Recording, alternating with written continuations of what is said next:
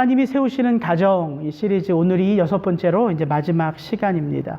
우리 오늘 제목을 같이 한번 읽어볼까요? 저 제목만 같이 한번 큰 목소리로 읽습니다. 하나님이 세우시는 가정은 복됩니다. 이 한 문장이 여러분 마음에 새겨지는 축복이 있기를 바랍니다. 우리 가정이 주 안에서 정말 복되고 아름다운 가정인 것을 볼 수 있는 영의 눈이 또 믿음이 있기를 축복합니다. 문제가 없는 인간이 없지요. 그 말인즉슨 문제가 없는 가정도 없다는 것입니다. 행복해 보이고 부러워 보이는 인생들 같지만 사실 인생은요, 한꺼풀만 벗겨보면 깊은 내면의 문제들을 안고 살아가는 그런 존재들입니다.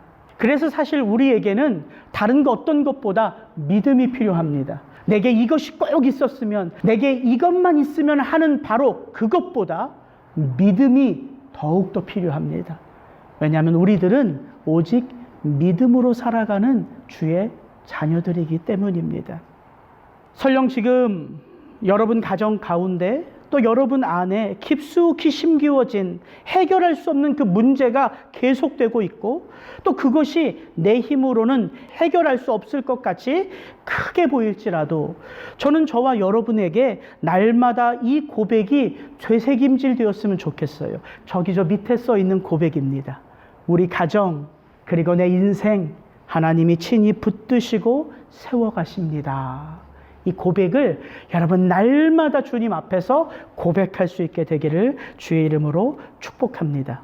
믿음은 내가 무엇인가를 할 수 있는 자신감이 아닙니다. 내 의지나 호기가 아니에요.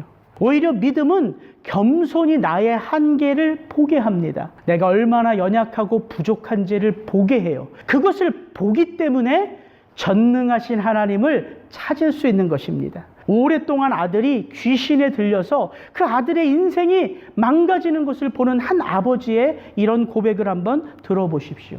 곧 그 아이의 아버지가 소리를 질러 이르되 내가 믿나이다. 나의 믿음 없는 것을 도와주소서. 여러분, 이 고백은요, 저절로 나오는 고백이 아니었습니다. 이 문장 앞에는 이렇게 문장이 시작돼요. 예수께서 이르시되 할 수 있거든이 무슨 말이냐? 믿는 자에게는 능치 못할 일이 없느니라 하시니 곧 그 아이의 아버지가 소리를 질러 이르되 내가 믿나이다. 나의 믿음 없는 것을 도와주소서. 여러분, 이게 믿음의 역사예요. 믿음의 역사는요, 곧 일어날 수도 있어요. 오랜 시간이 걸리지 않아도 바로 즉시로 일어날 수도 있습니다. 그런데 믿음의 역사는 반드시 저절로 되지 않는다는 거예요. 그리스도의 말씀이 들려올 때 믿음의 역사는 시작되는 거예요. 여러분, 이 아버지가 내가 믿나이다. 무엇을? 누구를? 믿는 자에게는 능치 못할 일이 없느니라 말씀하시는 그 주님의 말씀을, 왜? 오직 주님만이 나의 믿음 없음을 도와주실 유일하신 분임을 비로소 알았기에. 그래서 이 고백은요, 주의 말씀 안에서 터진 믿음의 고백입니다. 그래서 성경은 우리에게 말해요. 믿음이 어떻게 시작되고 믿음이 어떻게 자라가고 믿음이 어떻게 열매를 맺게 하는지. 그러므로 믿음은 들음에서 나며 들음은 여호와의 말씀으로 말미암았느니라. 여기서 들음은 이라는 말은요, 소리를 듣는 것을 말하는 게 아니에요. 그 말씀 안에서 하나님을 체험하는 것을 말하는 거예요. 여러분, 우리가 말씀 안에서 하나님을 체험한다는 말은요, 하나님의 마음이 느껴진다는 거예요. 하나님의 계획과 뜻이 보여진다는 거예요. 그래서 그 말씀대로 살아갈 수 있는 거예요. 오직 말씀 안에서만이 믿음을 덧입습니다. 그래서 여러분, 말씀이 믿어져야지만 말씀이 사라지는 거예요. 이 순서는 바뀌지 않습니다. 믿어질 때만이 살아낼 수 있는 거예요.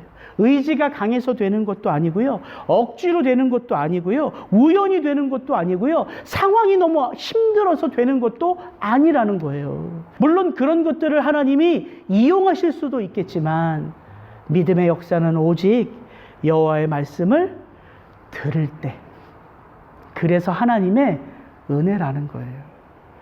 저는 오늘 이 자리가 여러분이 전에 앉았던 자리와 똑같은 자리이겠지만 오늘 이 자리에 주시는 하나님의 은혜가 있기를 축복합니다. 어떤 은혜? 말씀이 들려와서 그 하나님의 마음이 느껴지는 은혜.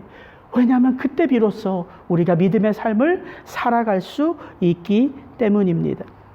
우리가 잘 아는 히브리서 11장은 믿음장입니다. 오직 했으면 그 장의 부제가 믿음장이겠어요.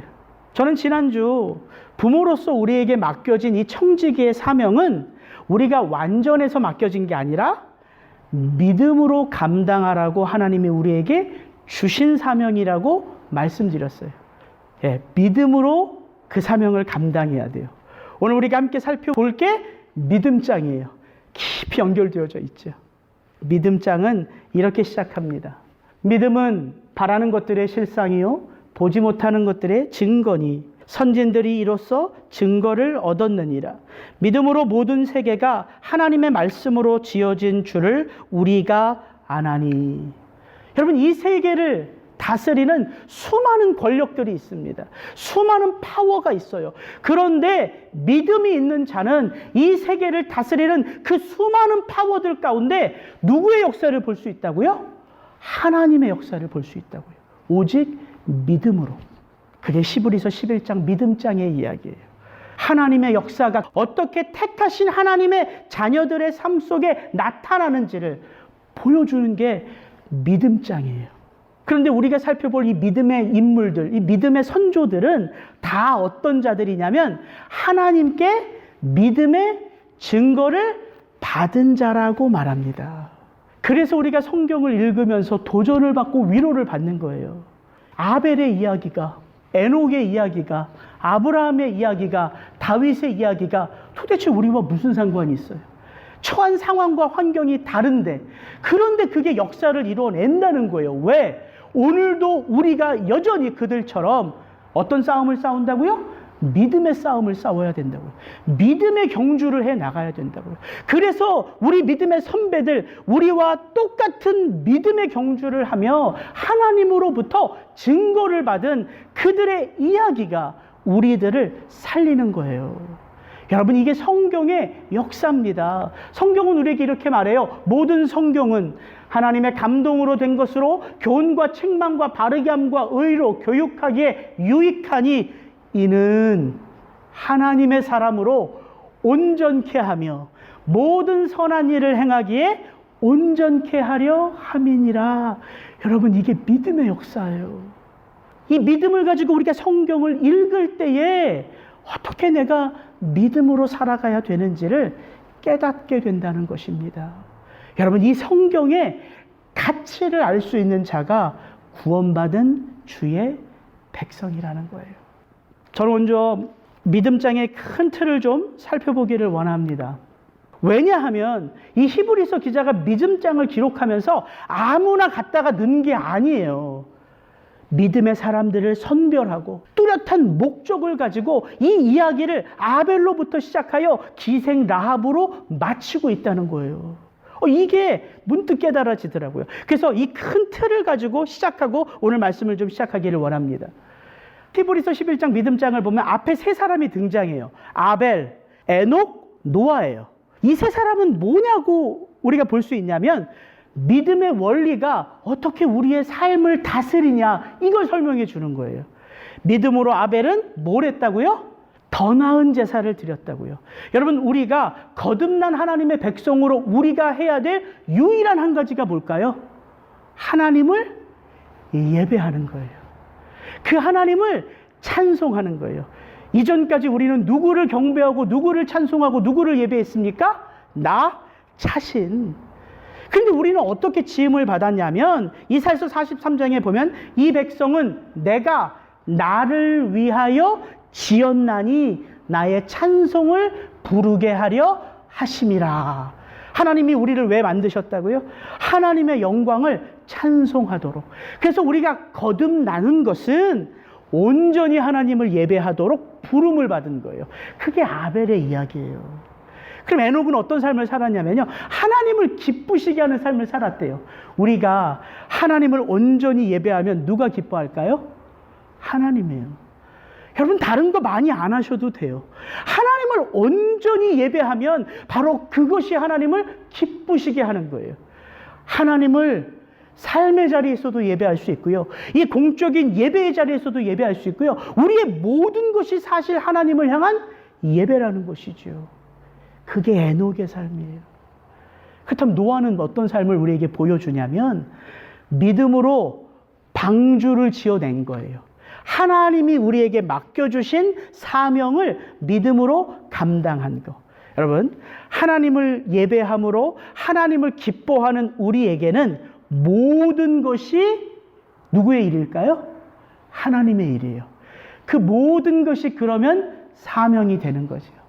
하나님이 내게 주신 자녀를 키우는 것도, 하나님이 내게 맡기신 사업체를 운영하는 것도, 오늘 이렇게 믿음으로 나와 하나님을 예배하는 것도 마땅히 우리가 해야 될 사명인 거예요. 그래서 이 세 사람은 성도가 믿음 안에서 살아가는 원리가 무엇인지를 크게 히브리서 기자가 먼저 알려주는 거예요.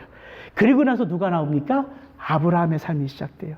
아브라함을 부를 때 제일 중요한 게 뭐냐면 그가 약속을 받음으로 부름을 받았다는 거예요. 그 약속을 가지고 순종함으로 갈 바를 알지 못하고 하나님이 명령하신 그 땅을 향하여 나아간 것이 아브라함이에요. 그리고 등장하는 이삭, 야곱, 요셉은요, 파란만장한 삶을 사는데 히브리서 기자는 그 모든 것을 언급하지 않습니다. 중요한 것 한 가지만 언급해요. 그게 뭐냐면 이들은 약속을 계승하는 하나님의 사람들이었다는 거예요. 여러분, 약속이 있습니다. 그 약속이 영원하신 하나님이 주신 약속이에요. 근데 우리는 이 땅에서 유한한 삶을 살아가요. 영원하신 하나님이 유한한 우리 한 사람 한 사람을 통하여 이 땅을 통치하시기 위해서는 어떤 일이 일어나야 돼요? 그 약속을 받은 그 약속이 자자손손 믿음으로 계승되어져야 돼요. 그래서 이 세 사람을 언급하는 거예요. 이삭, 야곱, 요셉. 그리고 나서 모세 이야기가 나옵니다. 지난주 살펴봤어요.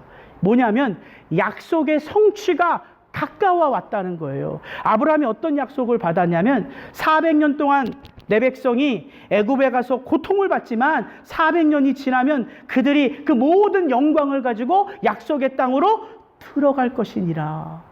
그래서 모세가 시작되는 거예요. 약속의 성취를 이루는 자로. 그래서 모세 이야기를 통해서 뭐가 나오냐면 출애굽, 유월절 핏부림, 홍해를 건넘, 이건 전부 다 우리의 구원을 상징하는 단어들입니다. 구원을 상징하는 단어들이에요. 그리고 이야기가 어떻게 맞춰지냐면요, 여리고성을 무너뜨리는 것으로 맞춰져요. 근데 누구로 맞춰지냐면 기생 라합의 이야기로 맞춰져요.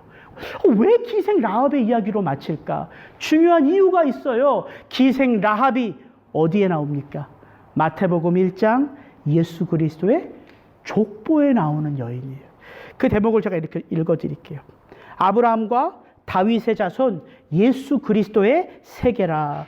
살몬은 라합에게서 보아스를 낳고, 보아스는 루색에서 오벳을 낳고, 오벳은 이새를 낳고, 이새는 다윗 왕을 낳으니라.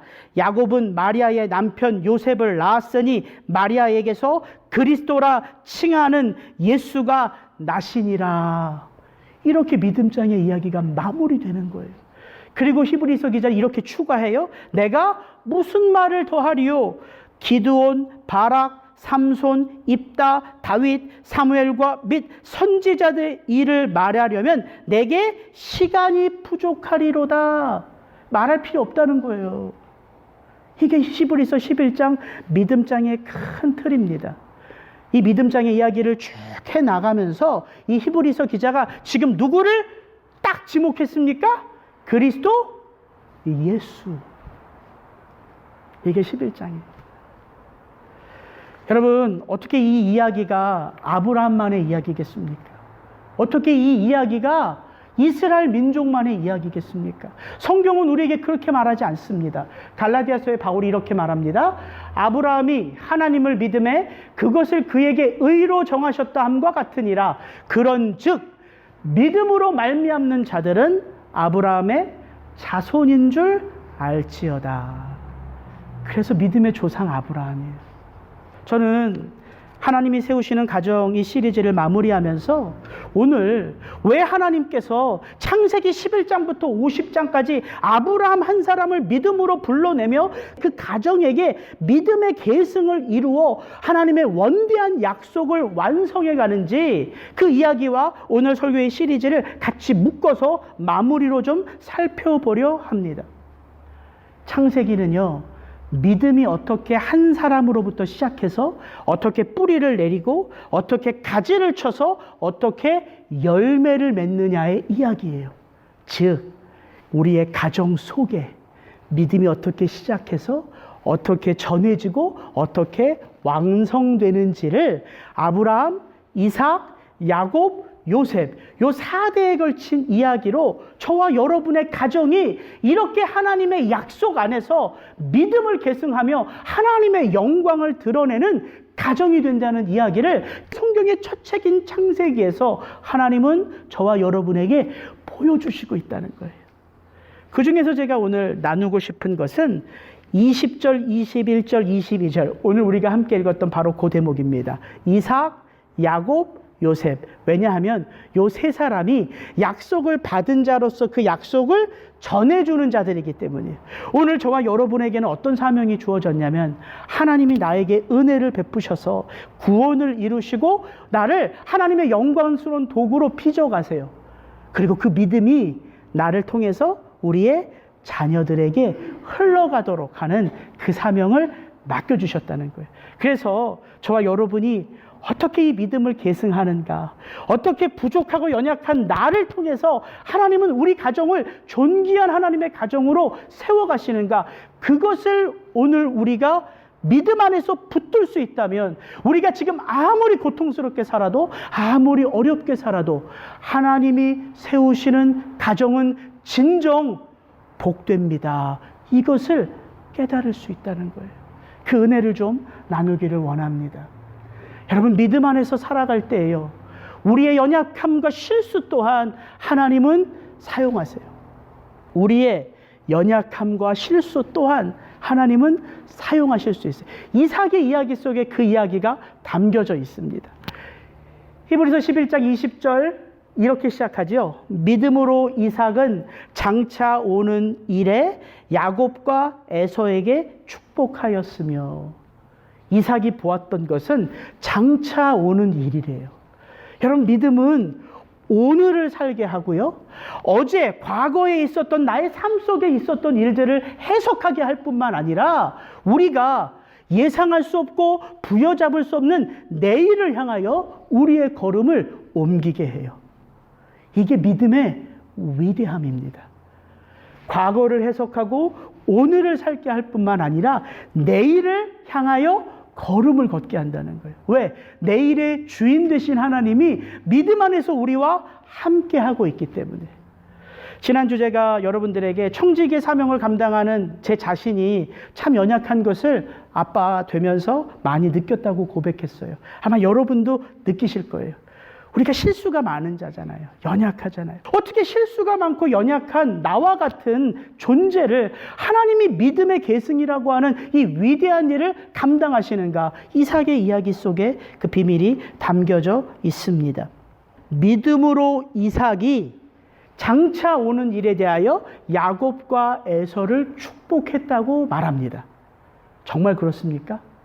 믿음으로 이삭이 장차 올 하나님의 그 영광을 야곱과 에서에게 축복했습니까?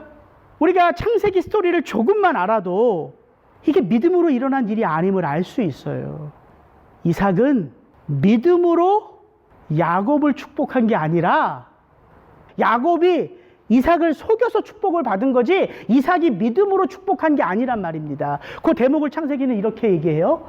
이삭이 나이 많아 눈이 어두워 잘 보지 못하더니 맏아들 에서를 불러 가로되 내 아들아 하매 그가 가로되 내가 여기 있나이다 하니 이삭이 가로되 내가 이제 늙어 어느 날 죽을는지 알지 못하노니 그런즉 네 기구 곧 전통과 활을 가지고 들에 가서 나를 위하여 사냥하여 나의 즐기는 별미를 만들어 내게로 가져다가 먹게 하여 나로 죽기 전에 내 마음껏 내게 축복하게 하라.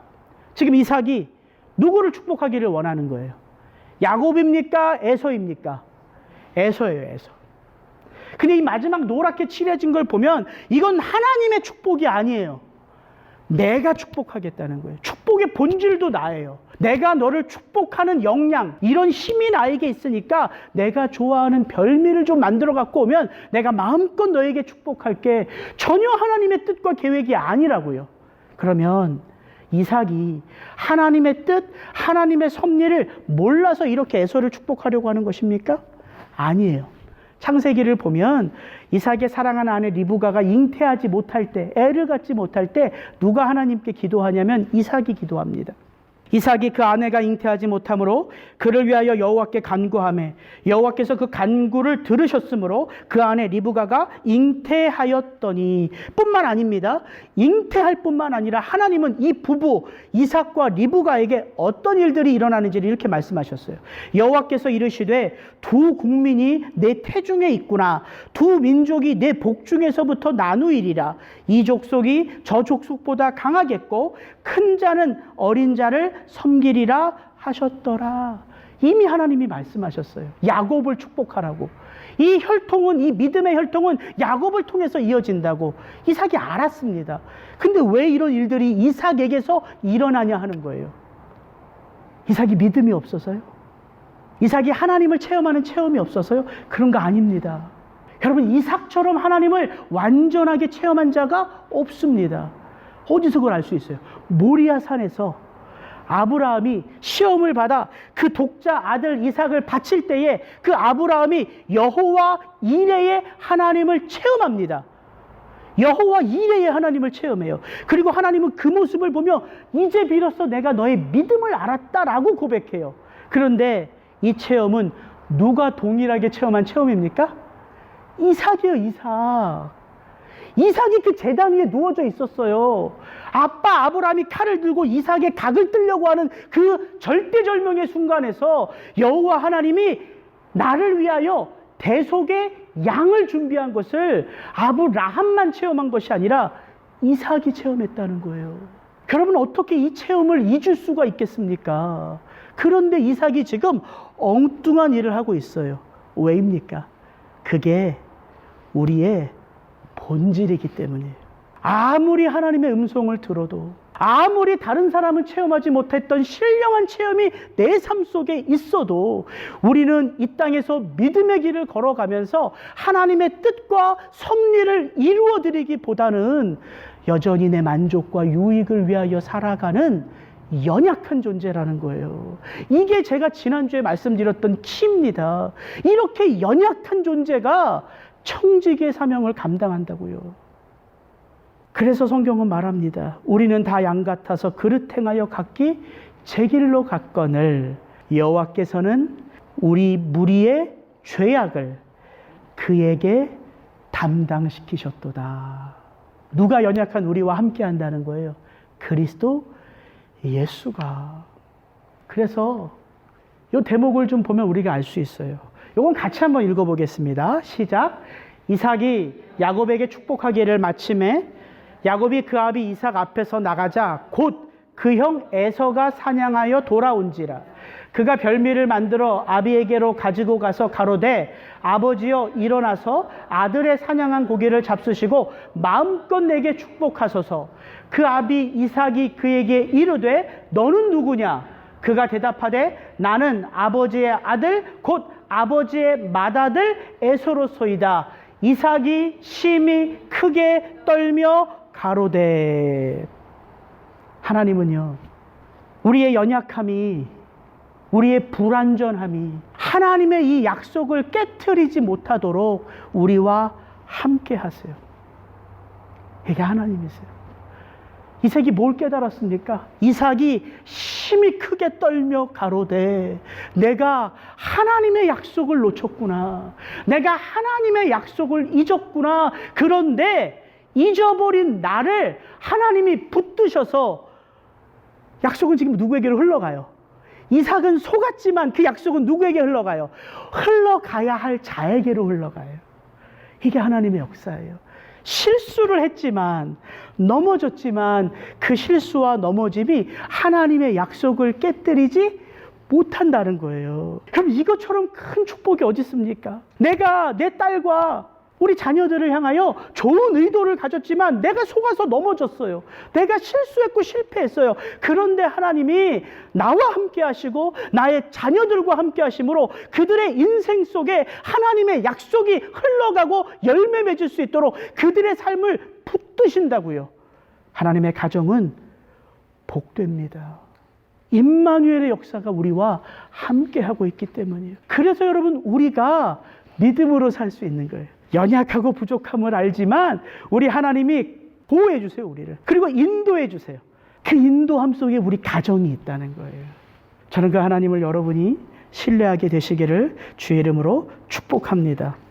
또 하나 야곱의 모습 속에 담겨진 모습을 좀 살펴보겠습니다. 숱한 인생의 굴곡 속에서 우리는 결국 복을 갈망하는 인생이 아니라 복을 빌어주는 인생이 돼요. 이게 야곱의 이야기 속에 나와 있습니다.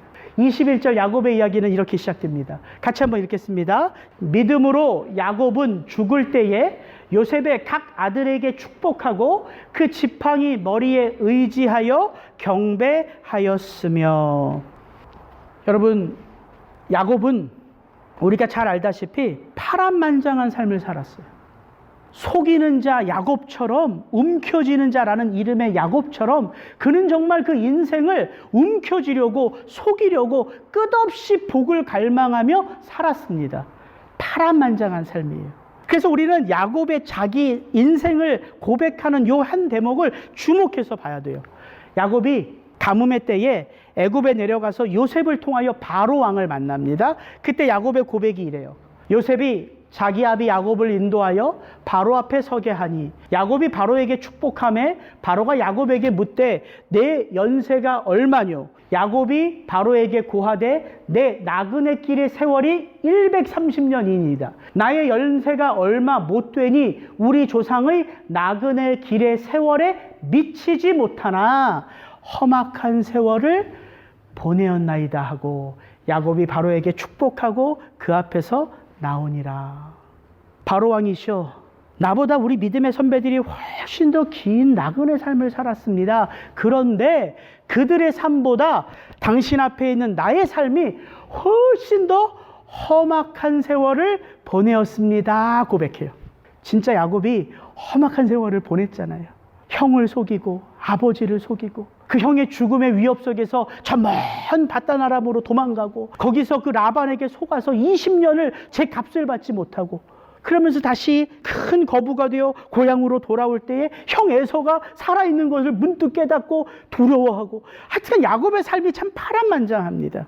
그 표현을 하는 거예요. 내가 험악한 세월을 보내었다고. 그런데 야곱이요, 이 험악한 세월을 보내는 가운데 체험한 게 있었어요. 그것이 야곱의 인생을 끊임없이 변화시키는 원동력이었습니다. 그게 뭐냐면 험악한 내 인생 속에 하나님이 함께하고 있다는 사실이에요. 험악한 내 인생 속에 하나님이 은혜로 함께하고 있음을 그가 체험해 가고 있는 거예요. 그러면서 그의 한 고백을 보십시오. 야곱이 그 12아들을 데리고 축복하는 창세기 49장의 장면입니다. 그가 이렇게 축복하는 가운데 자신을 고백해요. 내 아버지의 축복이 내 선조의 축복보다 나아서 영원한 산이 한없음같이 이 축복이 요셉의 머리로 돌아오며 그 형제 중 뛰어난 자의 정수리로 돌아오리라. 내 아버지의 축복이라는 말은 자기를 말하는 거예요.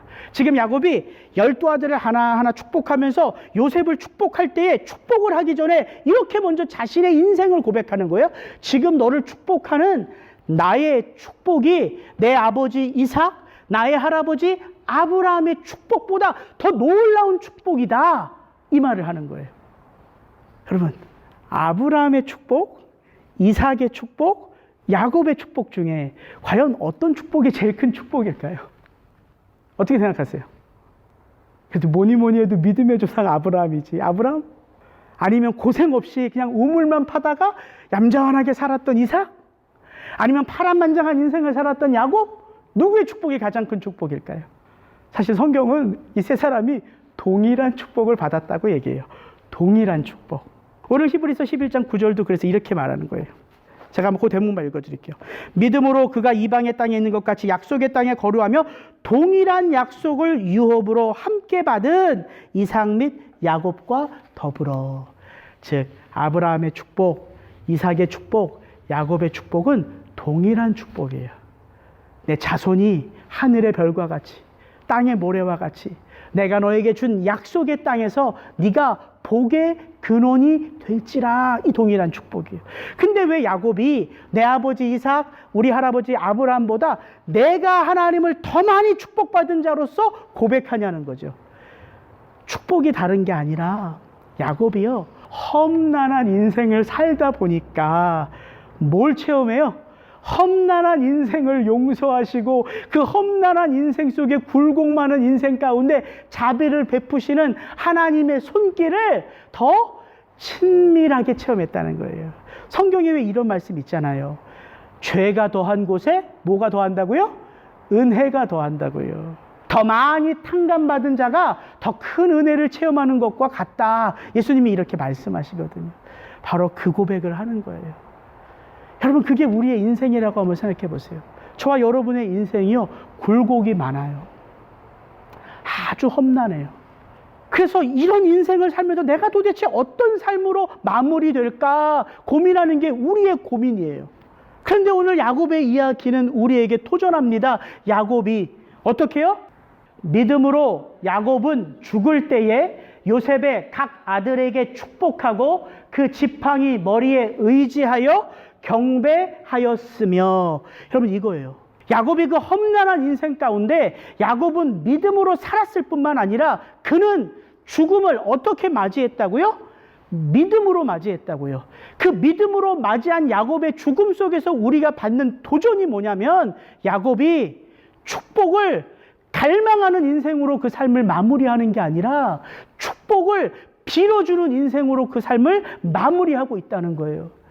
야곱이 그 인생 평생을 어떻게 살았습니까? 복을 쟁취하려고. 형도 속이고 아버지도 속이고. 그게 야곱이었잖아요. 복을 쟁취하려고. 하나님과 씨름할 때 야곱이 뭐라고 말합니까? 나를 축복하지 아니하시면 보내지 않겠나이다. 이런 게 야곱이었다고요. 그런데 창세기 47장, 48장, 49장을 보면 야곱은 더 이상 복을 갈망하지 않습니다. 복을 빌어주는 인생이 돼요. 바로 왕을 축복해요.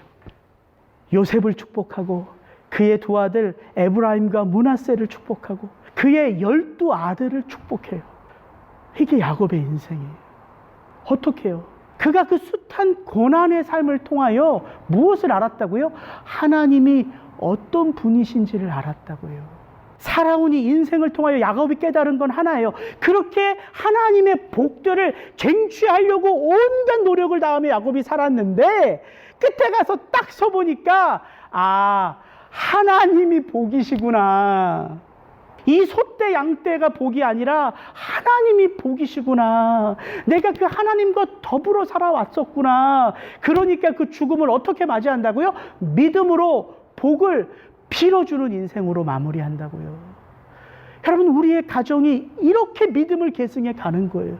저와 여러분이 아무리 험난한 인생을 이 땅에서 살아가도 저와 여러분들은 마지막에 어떻게 서냐면요, 우리가 여태까지 살아왔던 그 믿음의 삶 속에 함께했던 하나님을 우리의 자녀들에게 삶으로 전하면서 떠나가는 거예요.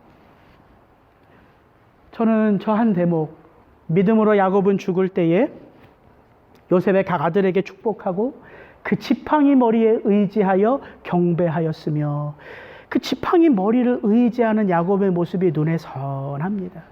저 지팡이가 뭐냐면요, 야곱이 아버지의 집에서 삼촌의 집으로 도망갈 때 가지고 나온 딱 하나가 지팡이였습니다. 그리고 야곱이요, 그 약복강에서 하나님과 더불어 씨름하여 환도뼈가 부러질 때 야곱은 평생 그 지팡이를 의지하며 살아왔어요.